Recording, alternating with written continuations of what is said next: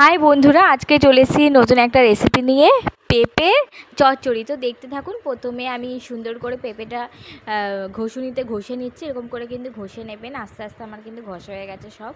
এবার দেখুন, কড়াইয়ে শুকনো লঙ্কা আর কালো জিরে আমি ফোড়ন দিয়ে দিলাম।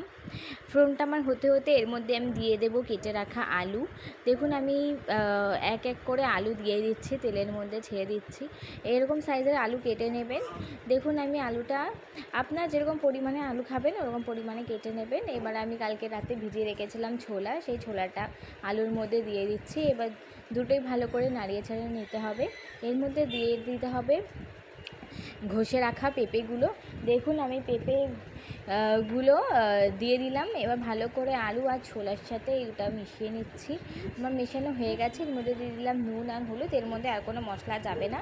এবার ভালো করে এটা নেড়ে চেড়ে ঢাকা দিয়ে উল্টে পাল্টে রান্না করে নিতে হবে। দেখুন, আমার রান্নাটা হয়ে গেছে। এবার নামানোর আগে এর মধ্যে দিয়ে দেবো চিনি। যদি আমার রেসিপিটা ভালো লাগে অবশ্যই বাড়িতে ট্রাই করবেন। চ্যানেলটা সাবস্ক্রাইব করে দেবেন। টাটা।